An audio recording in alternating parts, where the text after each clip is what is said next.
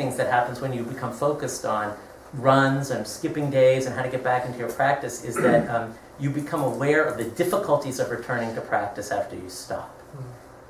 And I find that those somatic aids are very helpful after missing practice, you know, and I hadn't heard them characterized quite in that way, but they're related to common advice that you get from meditation teachers about using body sensation as an aid to practice.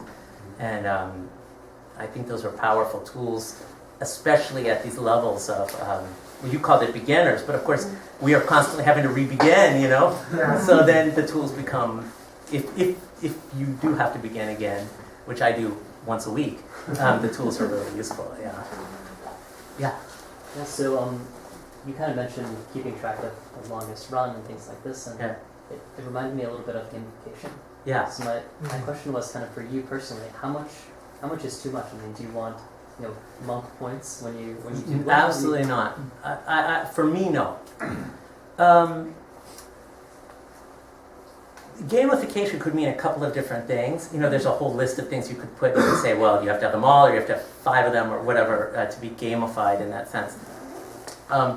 If gamification simply means abstract presentation of the rich flow of experience, you know, summarized into some data points so that you can reflect on it and learn from it, then I'm all for it. I mean, that's what's happening here, I think. These are very abstract representations of meditation, but they allow me to objectify some things that are bothering me about my practice and learn from them. If gamification means substituting a kind of system of motivation that is an arbitrary creation of a game designer for the intrinsic motivation that I have in my practice, I'm afraid of that. I'm not afraid of it because I don't think it would affect me, but I think it would annoy me. Mm-hmm. You know, because I'm living in this world of I'm highly motivated. I just want to be better. You know, so I don't think that would help me. Kind of a question. I've meditated like 5 times in my whole life. I'm always running around and stuff like that. But I have an understanding that the more that somebody meditates, the quicker they can kind of get into that mode. Like it won't take them, say, 10 minutes when they start. It begins to take them only 30 seconds. Is that true? That the more you meditate, the quicker you're able to kind of...